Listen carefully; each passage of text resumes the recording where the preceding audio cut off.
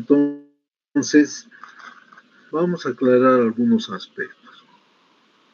Aparte de lo que hemos aprendido del TCR directamente, tenemos estos otros tipos de moléculas accesorias.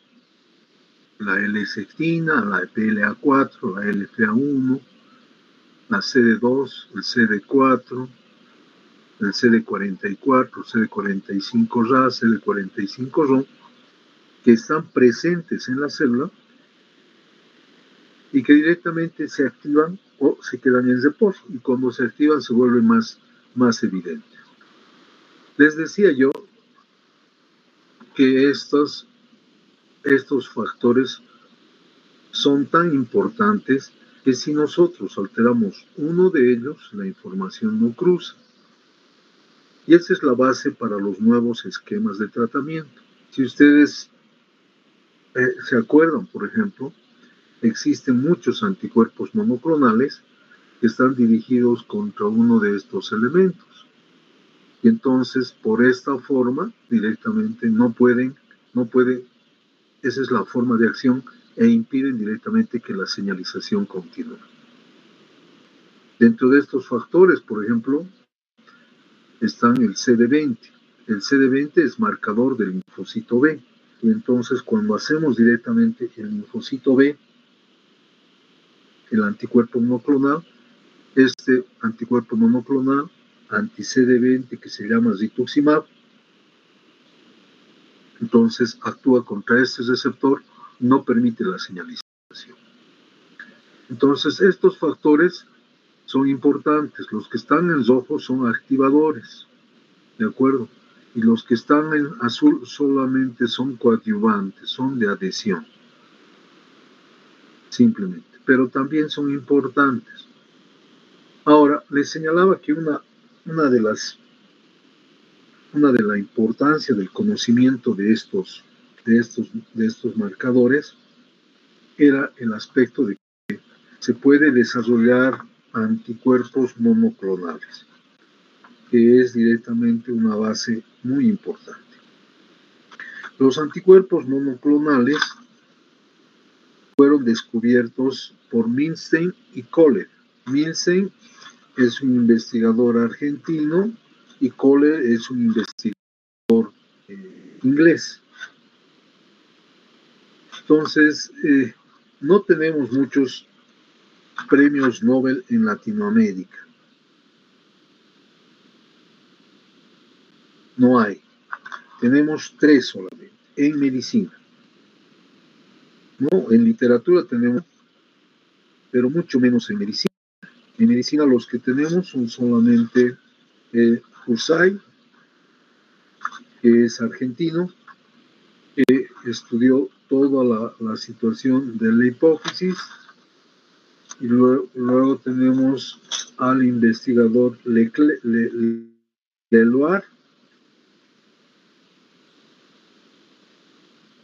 Leloir, y después tenemos Milstein, los 3 argentinos. Kursay todavía tenemos en la biblioteca, la parte funcional a partir directamente de los experimentos que él ha hecho. Es un libro muy interesante desde el punto de vista de la historia de la medicina. Pero no se lo lee de forma continua porque han aparecido otros textos más concretos. Leloir Kursay escribió sobre todo principalmente sobre la hipófisis. Leloir es un investigador que estudió directamente sobre el colesterol y los subtipos de colesterol, etcétera, etcétera, y está todo lo que se conoce ahorita de colesterol, triglicéridos, etcétera. Y Milstein y Kohler fueron los que descubrieron los anticuerpos monoclonales. Milstein es realmente un sujeto que a mí me gusta recordar por el aspecto de que, aparte que lo conocí personalmente, está el aspecto de que él era un estudiante de bioquímica, pero tan bueno que era el mejor de su curso. Pero aparte de ser un excelente alumno, también era un excelente dirigente. Y en esos tiempos de 1960, 62, Milsen directamente dirigía la UBA, que es igual que directamente decir la FUL de nosotros. Entonces era un dirigente bastante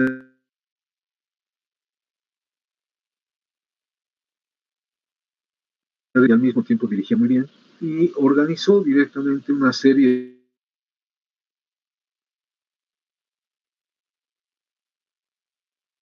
de Argentina, la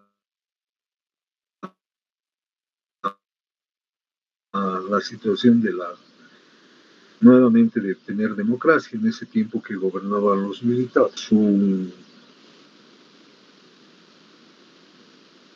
Por su empeño, su dedicación y su inteligencia, una beca a Inglaterra.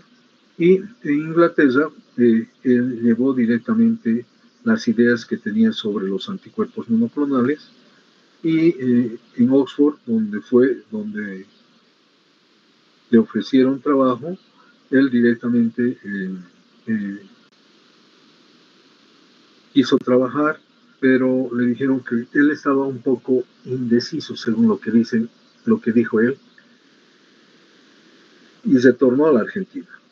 Y ya era graduado de bioquímica y le fue a pedir trabajo a Leloir. Leloir, por ser premio Nobel, dirigía el CONICET, que es el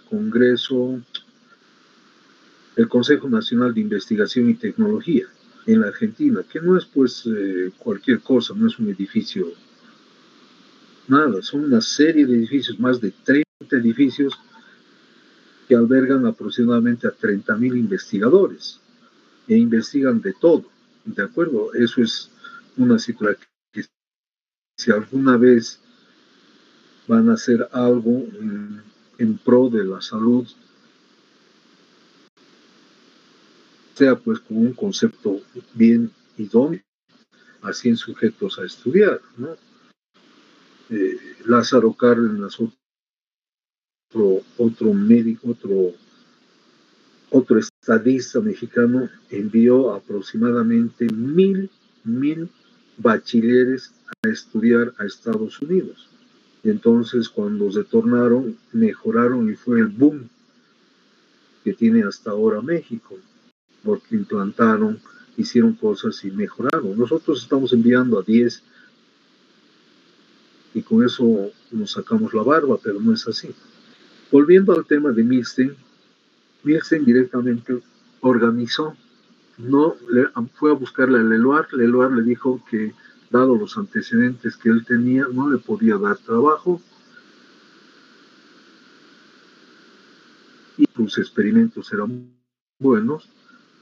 El dinero del CONICET le iban a restringir los militares y no iba a tener. Entonces, con esa perspectiva, retornó nuevamente a Inglaterra y se quedó en Oxford.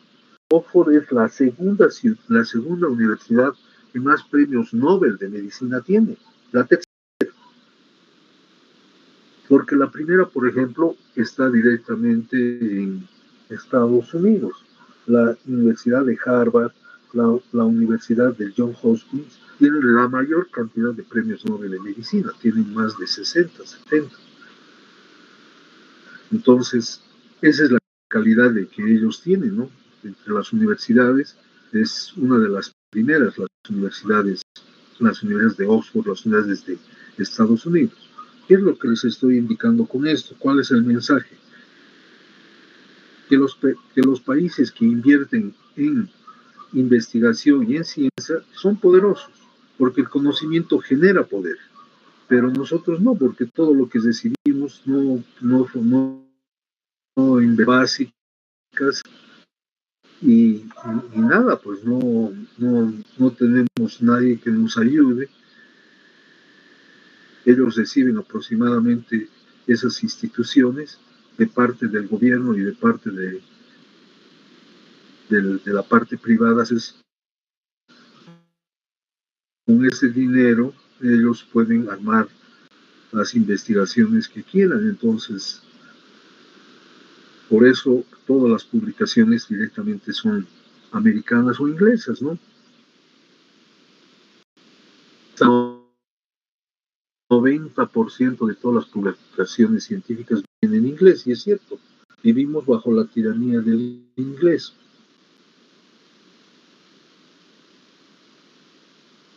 Y es solamente el 1% de eso, el 1% viene en español. Y eso fue tan evidente que hace 2 años, antes de la pandemia, 3 años sería, directamente un investigador peruano hizo cuál era la producción de autoinmunidad de ácido y directamente demostró que en nuestro país, Nicaragua, Honduras y alguna más, tenían 0 producción en 10 años. Mientras los países, por ejemplo, como Argentina, Brasil, México, estaban mucho antes que nosotros, porque ellos producen, nosotros no producimos. Solamente somos directamente repetidores.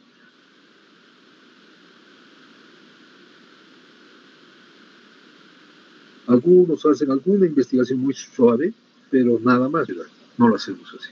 Entonces, Milstein es un sujeto realmente que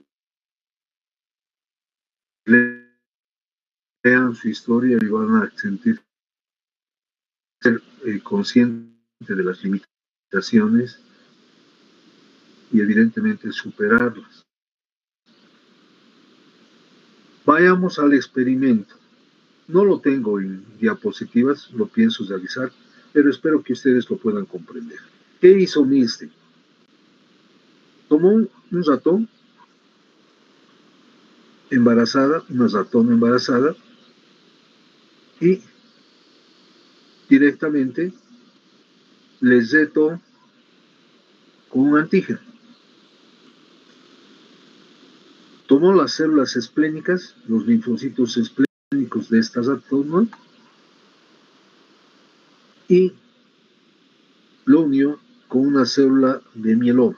Si se acuerdan, la célula, porque han debido ver un paciente con mieloma o deben saber, la célula mielomatosa es una célula cuyo metabolismo está alterado y condiciona cantidad de inmunoglobulinas.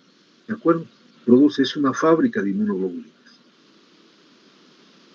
Y entonces Milstein unió el linfocito T con la célula mielomatosa por medio de un virus, el virus Sendai, y también utilizó polietilenglicol. Y entonces, esta unión de célula mielomatosa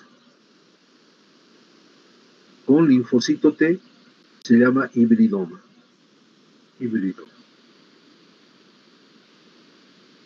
Y a este hibridoma, ya realizado, lo cultivó directamente en un medio de hidroxiúrico. Entonces, en este medio de cultivo tenía linfocito T, tenía hibridoma y tenía células de mieloma. La hidroxiuria, que también se inicia, por ejemplo, que cuando no se tiene muchos medicamentos, es deleteria para la célula mielomatosa y la mata. ¡Pum! No hay célula mielomatosa. El linfocito y solamente persiste el hibridoma. Y este hibridoma, unido por el polietilenglicol, el virus Sendai, produce un solo tipo de anticuerpos, específicos. Nuevamente el experimento.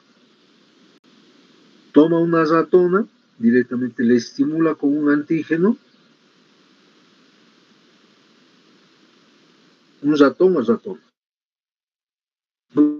Después de un tiempo que ha adquirido el conocimiento, lo une con una célula mielomatosa y lo coloca en un medio de hidroxiuria. La hidroxiuria mata a la célula mielomatosa y el linfocito T muere a los 30 minutos y sobrevive el hibridoma. Y el hibridoma produce un solo tipo de anticuerpos. Esto se purifica y ya tenemos los anticuerpos monoclonales. Entonces, vamos a hablar de lo más sencillo. Por ejemplo, el marcador de los linfocitos B es el CD20. Entonces, se toma el CD20 como antígeno, se estimula al ratón,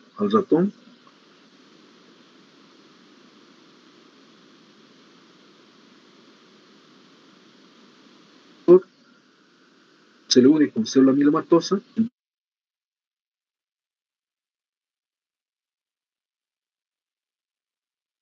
y el famoso rituximab.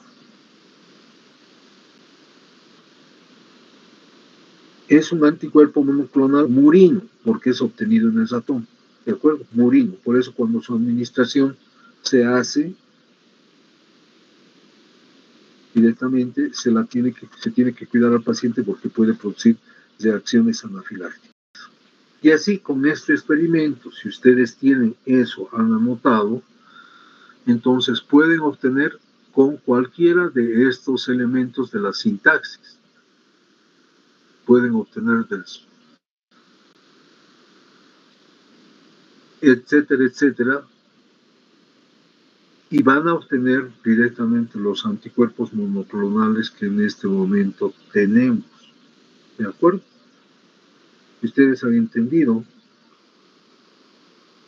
podemos obtener de todo. Ejemplo, y nosotros, por ejemplo, sabemos que el marcador de un gran negativo es el lipopolisacárido, utilizamos el lipopolisacárido como antígeno, estimulamos al ratoncito, obtenemos sus linfocitos T, lo unimos con la célula mielomatosa y el hibridoma va a producir anticuerpos antilipopolisacáridos. Y entonces, van a ver que ustedes van a buscar sepsis por gram negativas tratadas con anticuerpos monoclonales. Entonces, se puede obtener de todo. Se puede obtener incluso para el tratamiento de la osteoporosis, para el tratamiento directamente de muchos tipos de enfermedades. Entonces, ese fue el hallazgo de Milstein. Y fíjense que Milstein evidentemente podía haberse convertido en este momento directamente en el hombre más rico del mundo y su familia también, pero no lo quiso él. Él donó este experimento a la humanidad y no lo patentó. Y los que se benefician de esto son las empresas farmacéuticas, las cuales directamente negocian esto. Evidentemente un tratamiento con rituximab les cuesta 16,000 bolivianos cada frasco de 500 miligramos y entonces se necesita aproximadamente 4 para hacer esquemas de cada 15 días. Son directamente 64,000 pesos que cuesta todo el tratamiento. Entonces, óptimo es óptimo, pero claramente es costoso, ¿no? Ahora, por ejemplo, estamos utilizando en el COVID, estamos utilizando en la fase final directamente ya, a pesar de que el remdesivir ya no funciona, todo eso, estamos utilizando antiinterleuquina 6, ¿no?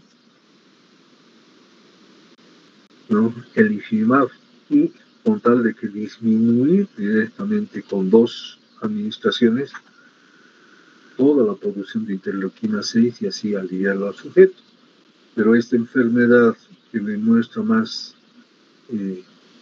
cada día más demuestra nuestros extremos y nuestras debilidades, no está pues a nivel de todos los que padecen COVID y están en estado delicado, porque no, los países están priorizando su población, no sale nada, y entonces como nosotros somos dependientes de todo,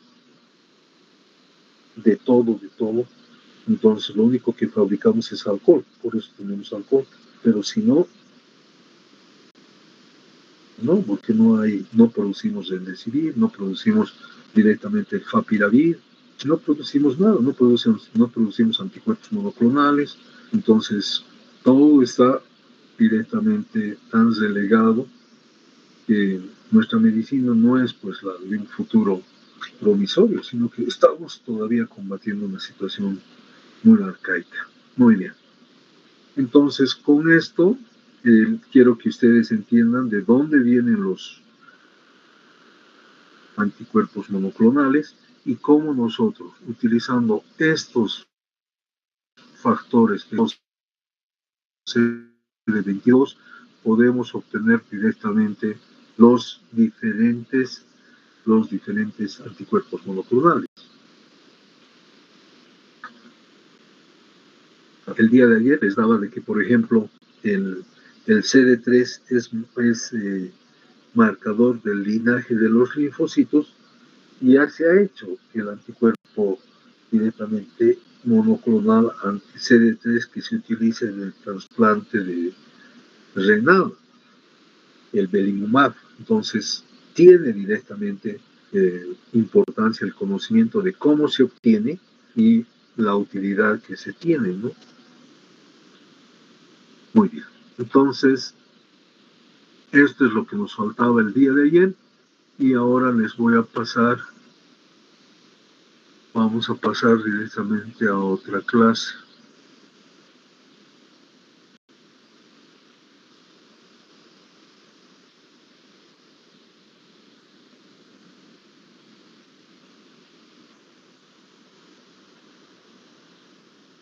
La presentación de antígeno.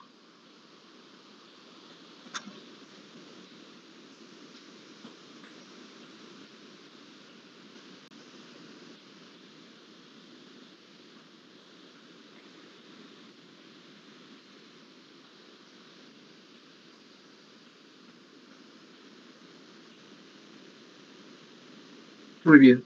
La presentación de antígeno, escuchan la clase, ¿no? Por favor, si no escuchan, saben que tengo que tener el retorno para que, cuidado que esté igual hablando solo y ustedes no me estén escuchando. ¿Están escuchando? Sí, doctor, se escucha. Se lo escuchado. Sí, doctor. Sí, doctor. Angélica. Sí, doctor. Sí, doctor. Sí, se puede escuchar. No ha habido cortes. Hola. Doctor, ¿nos escucha?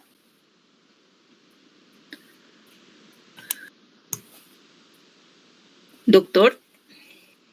¿Están escuchando, Angélica? Sí, doctor, lo podemos escuchar bien. No tengo el retorno.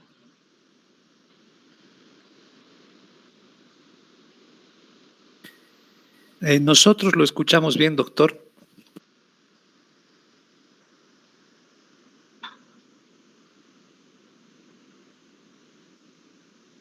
Hola. ¿Escuchan? Doctor, ¿nos escucha? Ya, me escuchan. Qué bien. Sí, doctor. Ya, yo no los escucho, muchachos. A ver, no sé qué ha pasado, pero a ver, continuaremos esto. No sé qué ha pasado, pero voy a tratar de ver. Muy bien. Entonces, ustedes tienen directamente esta diapositiva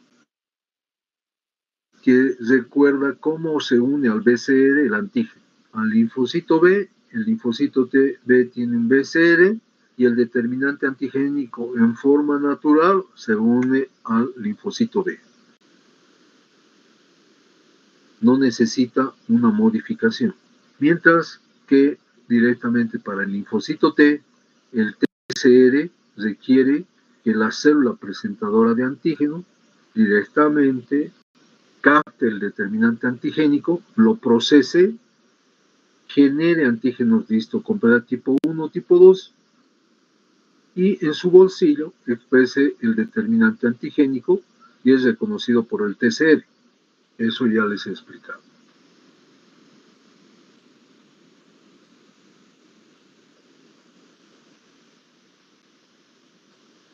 A ver, ¿qué pasa con eso?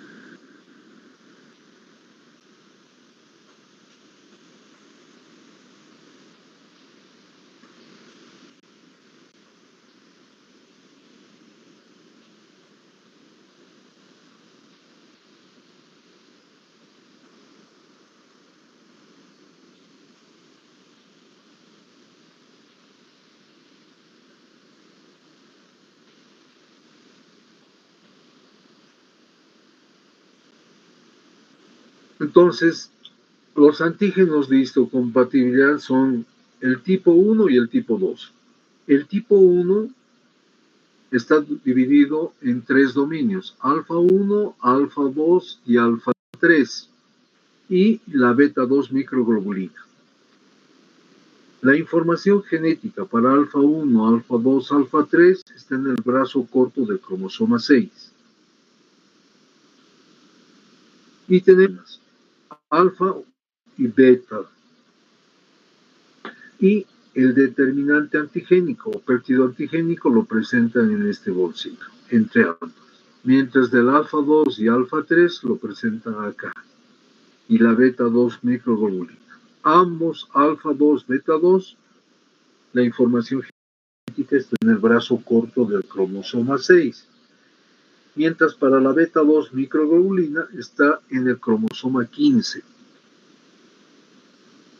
Hemos señalado que aparte directamente, aquí tenemos el CD8, que sería para el antígeno tipo 1. Su TCR directamente tiene que unir con el antígeno de histocompatibilidad tipo 1 y tiene directamente sus correceptores que son el CD8. Mientras que, por ejemplo, para la célula TCD4 tiene tu TCR y directamente el antígeno de histocompatibilidad tipo 2 en su hendidura va a presentar el determinante antigénico y tiene su correceptor el CD4.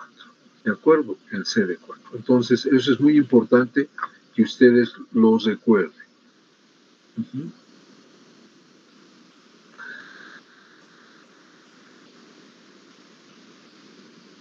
Porque es interesante el conocimiento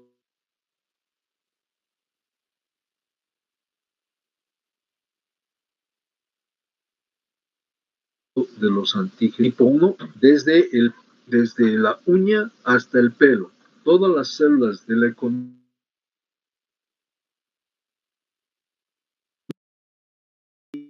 tienen el antígeno de histocompatibilidad tipo 2. Su expresión está más restringida solamente en las células que participan en la presentación de antígenos. Está bien limitada a los antígenos tipo 2. Entonces, los antígenos tipo 1 nos sirven para explicarnos la fisiopatología de las enfermedades virales, porque los virus son los que captan predominantemente este antígeno, los virus.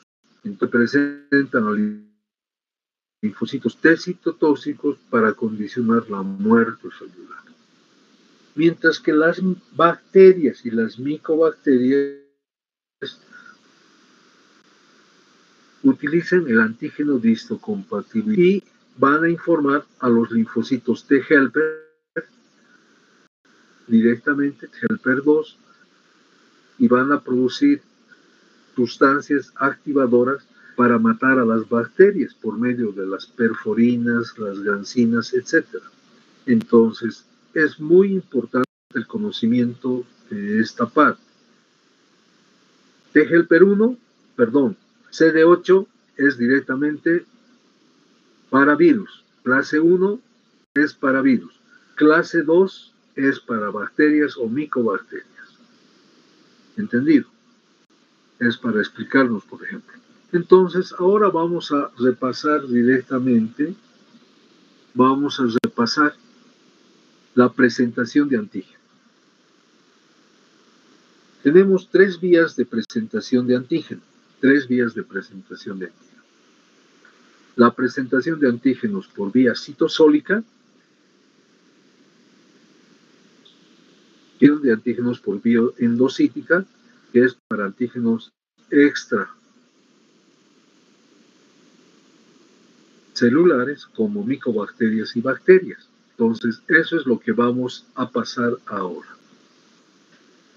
Entonces, la ruta citosólica, que es para virus, se origina con un virus que va a pasar directamente por una estructura muy importante que es el proteosoma. El proteosoma, que es una estructura cilíndrica formada por diversas enzimas, como está acá en la diapositiva. Cuando los viriones ingresan, las proteínas intracelulares, acá este túnel de enzimas va a alterar directamente los determinantes antigénicos y van a salir proteosomas. Estos proteosomas van a pasar por una estructura que se llama directamente de paso de antígenos, chaperona directamente, el científico les ha puesto chaperonas. ¿De acuerdo? Rompen directamente este péptido y los péptidos se hacen más pequeños y solamente el péptido que es específico se une al antígeno de histocompatibilidad. Para esta situación directamente aparecen las chaperonas, las cuales cuando se une ya en forma específica desaparecen, migra directamente al aparato de Golgi y de ahí a la superficie. Veamos cómo sucede en detalle esto. Entonces, aparece el antígeno de histocompatibilidad tipo 1, desmadejado. La primera chaperona es la calnexina. Chaperona, para que ustedes entiendan, la chaperona es un término que tenían las sirvientas que acompañaban a las damas de alta alcurnia a la misa, como las en tiempos de la colonia y en España. Y directamente no tenían que conversar con nada, solamente tenían que acompañarla a la dama y entonces los científicos han utilizado el mismo término para esta situación, porque una vez que hacen contacto con las inmunoglobulinas, en este caso, desaparece. Entonces, la primera chaperona es la calnexina. Luego aparece directamente el RP57,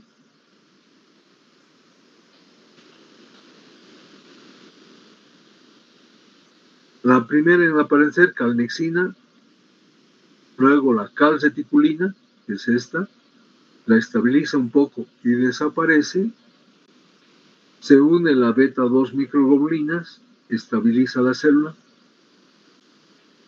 aparece el RP57, que es importante, estabiliza directamente al antígeno de histocompatibilidad. La tapacina también es otra chaperona. Y la molécula transportadora de antígenos.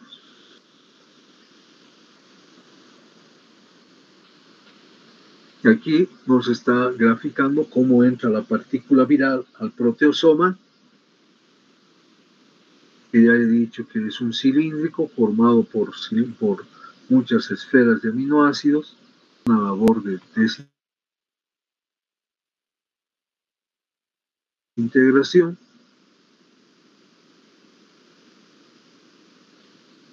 Aquí está el antígeno de histocompatibilidad con los diferentes chaperonas.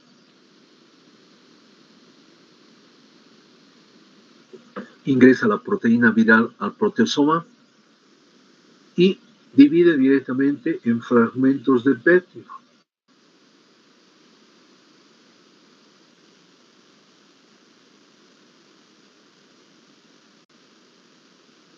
Los cuales van a pasar a través y la más específica de todos los determinantes antigénicos, la más específica se va a unir al antígeno de histocompatibilidad y directamente cuando sucede eso, todas las chaperonas desaparecen, la célula se endocítica,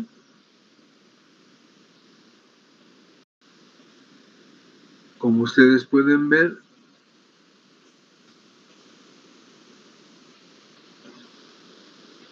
se inhibe y se expresa en la superficie. Se engloba y se expresa en la superficie. Entonces, esta es la explicación de cómo y para qué sirve esta vía.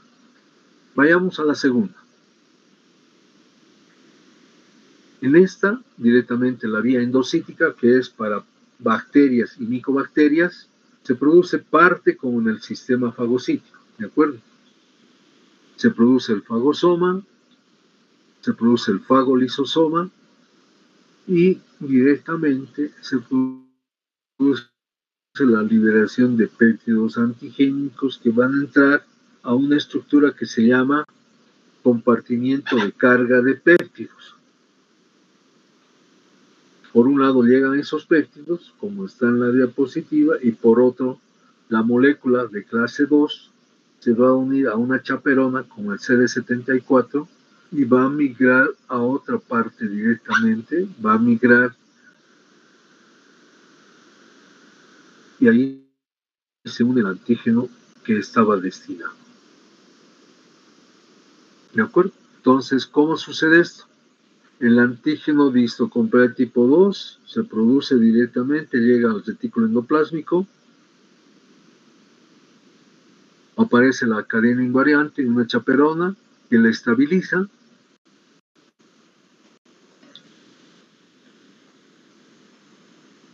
Esta cadena invariante tiene un tapón, por lo cual directamente impide que el antígeno se una a sus sitios de unión.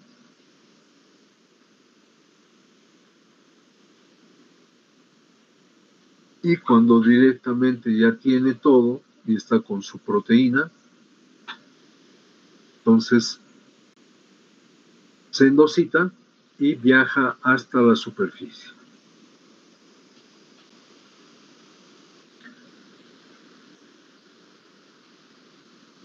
Se llega al compartimiento de antígenos. Allí este tapón se elimina.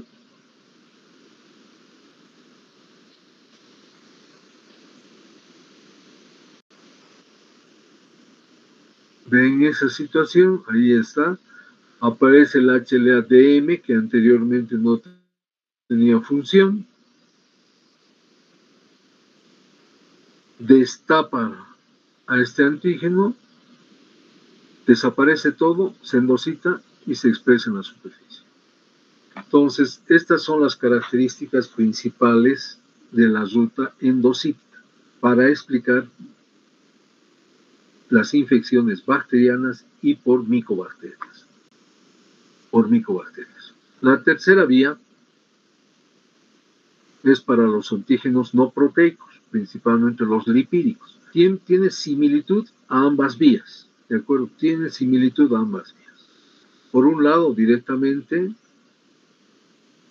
el antígeno de histocompleto tipo 1, aquí ustedes pueden ver directamente cómo se va formando, llega al fagosoma y en el fagosoma puede unirse la manosa en forma directa, porque es componente de la pared bacteriana, o a través directamente de estos elementos en los cuales muestra que migra y posteriormente tomar una vía, se une a esta carga de antígenos, ahí se une directamente con los péptidos presentados, produce esta situación. ¿Para qué nos sirve el conocimiento de estas vías? ¿Para qué nos sirve? ¿Cuál es el objeto? Para explicarnos teorías de autoinmunidad como es la de la teoría de los superantígenos. Ustedes tienen acá, por ejemplo, lo habitual, el TCR, el HLA tipo 2, directamente con sus coreceptores, pero aparece el superantígeno, que es una estructura derivada del antígeno, derivada de la bacteria, que se une por su parte externa al antígeno de histocompatibilidad y directamente al TCR por la parte externa.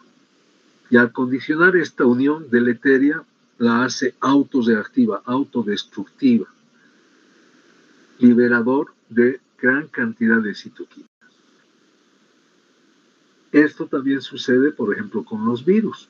Los virus tienen esa característica, se unen por su parte externa y al virus lo vuelve totalmente loco, produciendo una mayor cantidad de interleuquinas, citoquinas, y estas citoquinas van a condicionar, como dice acá, citoquinas van a condicionar directamente mayor activación de las células autoreactivas.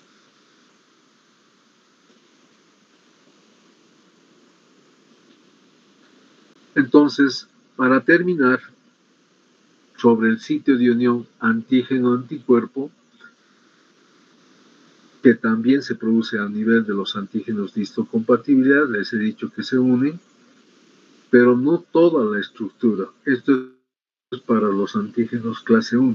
El péptido, el proteasoma, los divide en 8 determinantes antigénicos, en 9 determinantes antigénicos. Y de esos 9, la composición de rojos, donde se va a unir al determinante antigénico. No todos estos. Fíjense el número, 9. 9 es los proteosomas que cortan en 9 a los determinantes antigénicos, ¿de acuerdo? Y que se unen directamente a los antígenos de histocompatibilidad. Ustedes tienen aquí 9. Fíjense para el antígeno clase 2. Está entre 12 y 17 determinantes antigénicos. No solamente 9, sino de 12 a 17. Y son muy abigarradas, diferentes tamaños. Pero hay que graficarles los sitios de unión con el antígeno. Aquí está un determinante antigénico con 9 péptidos. Y de estos péptidos solamente son 2 los que se van a unir en forma específica. Esto es lo que realizan directamente los investigadores. La forma de unión es muy importante porque directamente son puentes de hidrógeno disociables, no son hidrofóbicos, por favor. Esa es la gran ventaja del organismo. Entonces tenemos las rutas, la ruta citosólica y la ruta endocítica.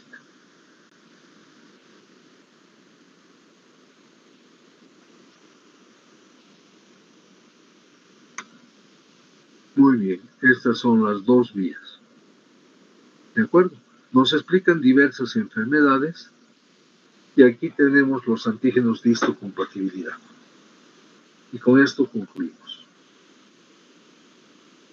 Los antígenos de histocompatibilidad aproximadamente son más de 10.000 y de esos 10.000 se dividen en tipo 1 y tipo 2. El tipo 1 son el ABC y los clásicos que se les denomina, y el EFG son los no clásicos.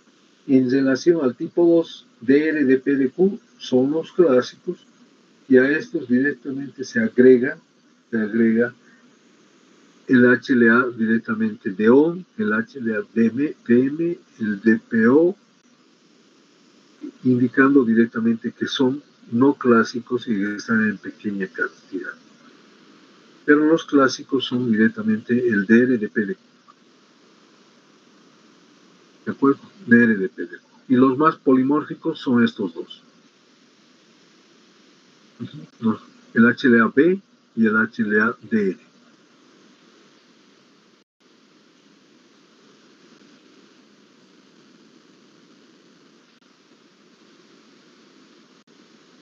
Muy bien. Entonces, jóvenes, si tienen ustedes alguna pregunta.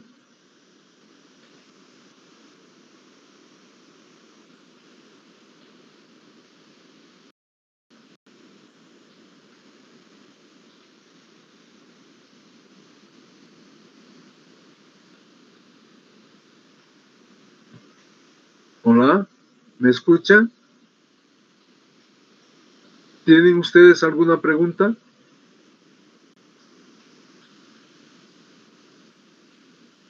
Hola. Doctor, no hay preguntas, doctor. ¿Nos escucha?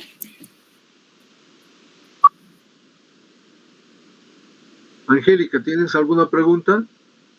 No, doctor. No les escucho. Creo que tengo que cambiar esta situación.